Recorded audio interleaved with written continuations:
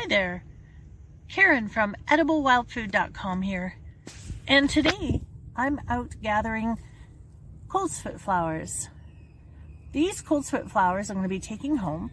Some of them I will use as a garnish on salad, but more so I'm going to use these to make a tincture, because from a medicinal perspective, these are great when you have bronchial issues or even just a cough.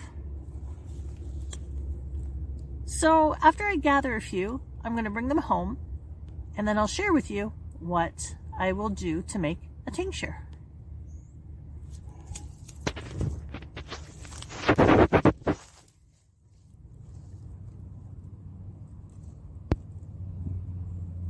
Okay, so I'm back at the ranch. Oh, I only wish. Anyways, my backyard.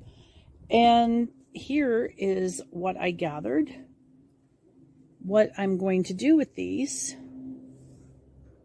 is I want to take the sepal of these and pinch it off as best as I can, which I'm not left-handed, so I'm doing my best.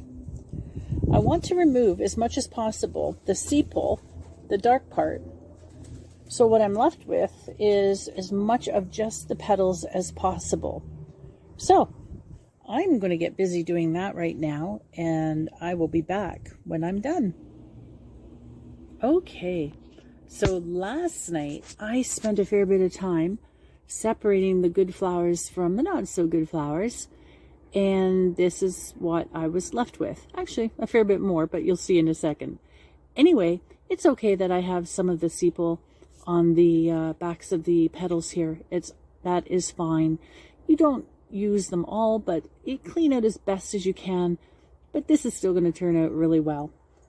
Always remember when you are gathering your flowers that you're picking flowers that are fully open about midday on a sunny day, and definitely on a day in which there hasn't been rain for at least 2 days. Now let me try to get this into the sunshine. There we go. What I've done is I have pre-measured 1/4 cup packed flower petals of the coltsfoot, and this is 3/4 cup vodka.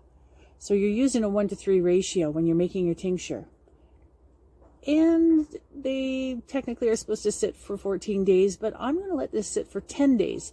Reason being is that when making a coltsfoot flower tincture, which will help with bronchial issues, respiratory problems, you're supposed to use 25% alcohol, and I didn't have any. So that's okay. It's still going to turn out pretty good.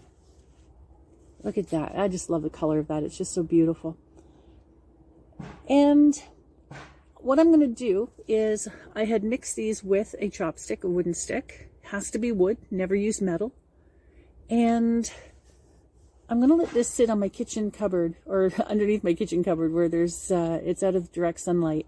And I'm going to let mine sit for 10 days, although you're supposed to let it sit for 14 days.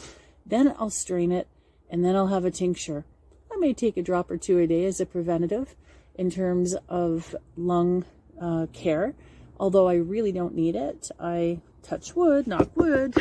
I'm healthy as it can be, but you just never know. But I do like making a lot of different tinctures. Let me see if I can get this back in the sun. I do like having a lot of tinctures on hand. So if any of my loved ones are in need of a specific tincture, I have it for them. But think about how easy this is as well.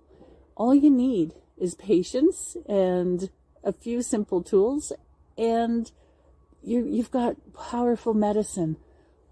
However, I have to stress, never use without the guidance of a qualified health professional, because if you have any underlying conditions, or perhaps there could be something happening that you're not aware of, and you could end up causing more harm than good to yourself. So, having said that, I'm going to sign off here.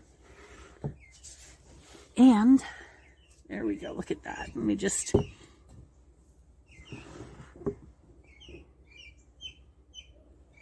let you listen to the birds as I sign off.